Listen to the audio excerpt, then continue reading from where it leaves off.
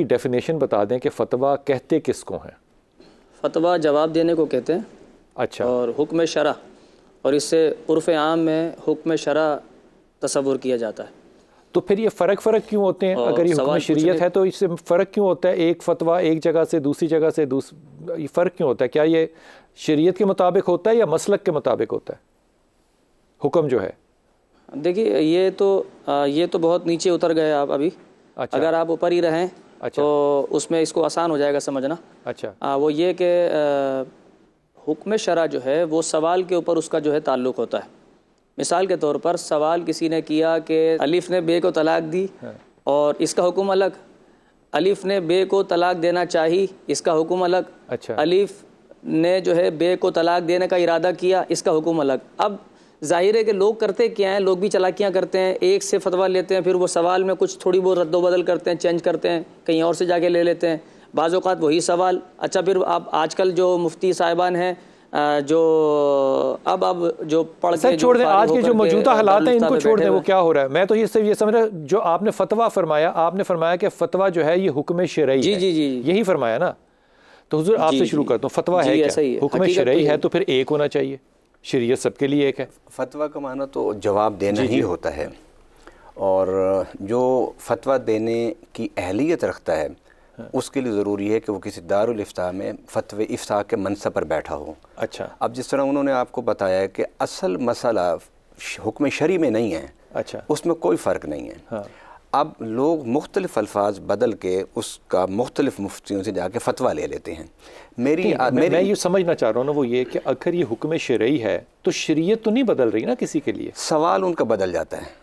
नहीं, अभी नियत पे ना हम शक करें, सवाल बदल जाता है। नियत पे शक ना करें ना। सवाली को मेरे पास आके पूछता है, क्या ये मुमकिन है कि मैं एक फतवे वाले के पास जाऊं एक ही सवाल लेकर और दूसरे वाले के पास जाऊं वही सवाल लेकर, तो फतवा बदल जाए, हुक्म शरई बदल जाए? कैसे हो सकता है? एक अगर सवाल हो तो फिर अगर जवाब बदलेगा तो हमारे यहाँ 4 फ़िक़े हैं। अच्छा, अब ये शरीयत का आप फ़िक़ा शरीयत, हनफी, शाफ़ी, मालिकी, हम्बली। ठीक, ये आज से नहीं है, ये हमेशा से नहीं है। 14 सदियों से। ये हमेशा से कहाँ से है? 14 सदियों से चल रही हैं ये। हाँ। चारों फ़िक़े। हाँ। ये चारों फ़िक़े 14 सदियों से चल रहे हैं, जब से इस्लाम है, इस्लाम की कुरून उला से। और अगर आप देख से मुराद मसलन मैं एक आपको एक छोटी सी मिसाल हदीस के सामने रखता हूँ। हज़रत अबू हुरैरा रज़ियल्लाहु तआला अन्हु खाना खाने के बाद गोश्त खाया आपने, तो फरमाया कि पानी ले आओ, मैंने कुली करनी है। तो हज़रत अब्दुल्लाह इब्न ज़ुबैर वहाँ बैठे थे। उन्होंने कहा कि आपने अभी तो वज़ू किया था, फिर क्यों आपने वज़ू करना है? कुल्ली नहीं, वज़ू करना है मैंने। उनका कहा आपने अभी वज़ू किया तो फिर दोबारा। उन्होंने कहा जी मैंने गोश्त खाया। हज़ूर सल्लल्लाहु अलैहि वसल्लम फरमाया अल वज़ू मिम्मा मस्सतहु अन्नार, कि जिस चीज़ को आग ने मस किया हो जब आप उसे इस्तेमाल करें तो उससे वज़ू करें। तो उन्होंने फिर आग नहीं तो गोश्त के अलावा सालन को भी मश करेगी, सब्जी को भी मश करेगी, पानी को भी उसमें भी वो करते हैं। लेकिन हज़रत चाय पी के भी वज़ू करेंगे, फिर भी करें। लेकिन मैं अब आता हूँ ना उस तरफ, हज़रत अब्दुल्लाह, मैं उसी की वजाहत कर रहा। हज़रत अब्दुल्लाह इब्न ज़ुबैर रज़ियल्लाहु तआला अन्हु ने फरमाया कि चचा अगर मैं आपको गर्म पानी ला के दूँ आपका वज़ू हो जाएगा? मतलब है कि वज़ू ना हो और गर्म पानी से वज़ू किया जाए तो वज़ू होगा नहीं होगा? तो चुप हो गए। तो उन्होंने ये फरमाया कि बेटा मैं तुम्हें हदीस पाक सुनाता हूँ, तुम हुज्जतें यानी दलील लाते हो, तो फिर तुम बताओ इस हदीस का क्या मकसद है? तो उन्होंने हज़रत अब्दुल्लाह इब्न ज़ुबैर ने फरमाया कि इस हदीस का मकसद ये है कि अगर आप कोई खाना खा लें, ऊँट का गोश्त खा लें जिससे वो दंदानों में फंस जाए, तो इस वज़ू का माना वज़ू लुग़वी है कि आप कुल्ली कर लें। ठीक, तो ये नहीं कि मतलब वज़ू इस्तिलाही इससे मुराद है।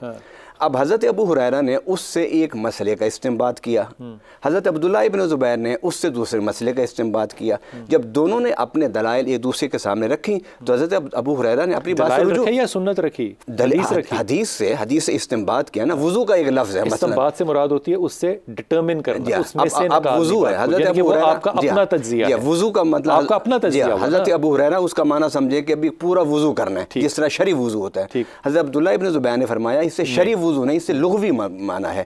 जब एक्सप्लेनेशन दोनों तरफ से हदीस की आ गई, अबू हुरैरा ने एज इट इज लिया उसको, शाह जी, उन्होंने फिर वापस ले लिया अपनी बात को। उन्होंने एज इट इज लिया, हज़रत अब्दुल्ला ने इस्तेमाल ने इससे डिटर्मिनेशन ली और इससे अपना कंक्लूजन, इसलिए कि गोश्त खाने से वुज़ू टूटता नहीं ना, जो नाक़िस वुज़ू अशिया हैं शरीयत में, कुरान में, हदीस में, उसमें ये नहीं है। इसको एक्सप्लेन कीजिएगा। हम कहते हैं फतवा जो है वो हुक्म शरई है, लेकिन हुक्म शरई है तो फिर बराबर होना चाहिए, फिर 4 उस्तादों में या 4 इमामों में या 4 मसालिक में क्यों तकसीम है?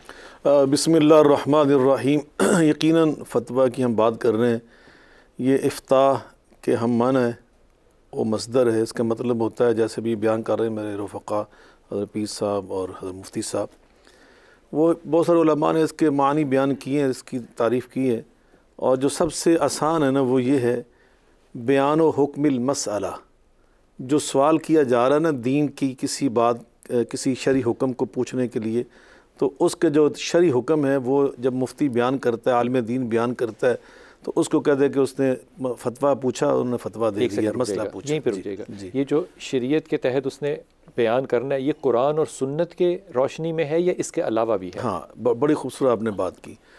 बल्कि जब मुफ्ती की तारीफ़ है ना वो बड़ी खूबसूरत, आपने बाद में याद करवा दी आपने तारीफ़। मुफ्ती की जो फतवा देने वाला होता है मुफ्ती, इसमें फ़ाइल इसका उसकी तारीफ़ ये की गई है कि हुवल मुबल्लिगु अनिल्लाहि अज़्ज़ा व जल्ला अहकामहु, अल्लाह का जो अहकाम है ना हलाल और हराम के मामलात के मामले में, उसमें जो अल्लाह की तरफ से अल्लाह की मखलूक के तक वो चीज़ पहुँचा रहा है, उसको मुफ्ती कहते हैं। यानी ये अल्लाह की तालीमात जो कुरान पाक की शक्ल में है और नबी पाक सल्लल्लाहु अलैहि वसल्लम की हदीस मुबारका की शक्ल में, आपकी सुन्नत की शक्ल में, उसकी दावत व तबलीग का ये तरीका होता है असल में। हर आलिम जो है वो मुफ्ती होगा? हाँ, अब नहीं, उसके लिए शराइत है। हर आलिम मुफ्ती नहीं होता, इसके लिए वह फ़ौक़ा कुल्लि ज़ी इल्मिन अलीम, इसमें मरातब हैं जो बहुत सही, जिसको हम हमारे ज़ुबान में कह सिक्का बंद किस्म के, मुस्तनद किस्म के आलिम होते हैं, जिनके पास उलूम तफसीर के जितने उलूम हैं, नासिख़ मनसूख़ है, असबाबुन नुज़ूल है, और हकीकत और मजाज के माने के अंदर फ़र्क, जैसे भी बयान कर रहे थे, इस्तिलाही और लुग़वी माने के अंदर फ़र्क, ये सारी चीज़ों का जो हमारे कुरान के उलूम से मुतल्लिक़ है वो चीज़ों के ज़हन में हो। अहकाम की जो आयात हैं उनको अगर वो ज़बानी नहीं याद रख सकता, लेकिन उसको मालूम हो कि फ़लाँ सूरत में फ़लाँ आयत फ़लाँ, तो ये उलूम कुरान है। हदीस पाक, उसकी असानीद और जो सही हदीस है, हसन हदीस है, ज़ईफ़ हदीस, उनकी पहचान उसके पास हो, और इसके बाद उसके पास अरबी ग्रामर का सही इल्म हो कि जिसकी बुनियाद पर वो सही तौर पे इबारत को पढ़ सकता हो, इस्तिफ़ादा कर सकता हो। और चौथी बात ये है कि उसके अंदर इस्तिंबाद का मलका भी हो। जी, अब आ जाए, क्या आपने पूछा, इसका मतलब दुनियावी उलूम के अंदर डिडक्टिव विजडम हो। हाँ, वो एक इल्म को डिड्यूस कर सकता, उसको खोल सकता हो, जो नई चीज़ें आ रही हैं दुनिया के अंदर, वो पुरानी चीज़ों के साथ उनका इंतबाह कर सकता हो, जिसको हम क्यास कहते हैं, उनके साथ उनको जोड़ सकता हो, मिला सकता हो। जैसे अभी हीरून है एक नशा हमारे इस दौर में, अभी और कई चीज़ें आ गई। नबी पाक सल्लल्लाहु अलैहि वसल्लम के मुबारक में तो ये चीज़ें नहीं थी, अब उस दौर में नशा था, अब मौजूदा जो आइस है, तो इन चीज़ों को उन चीज़ों के साथ मिलाने की सलाहियत रखता हो। इन दोनों के दरमियान उसके अंदर जो हुर्मत की वजह है, इल्लत है, जो सबब है, वो जो शरई हुक्म है, उसको ढूंढ सकता हो और इसको यहाँ तलाश करके उनको आपस में मिला सकता हो। यासीन भाई, आपकी तरफ ये बात लेकर आ रहा हूं। सवाल किया, मैं बाद में जवाब दूंगा ताकि आप उधर जा सकें कि जो जदीद उलूम हैं उनके साथ वो इंशाअल्लाह दोबारा उसको। हुजूर, हुक्म शरई है, फतवा जो है हुक्म शरीयत देना कुरान और हदीस की रोशनी में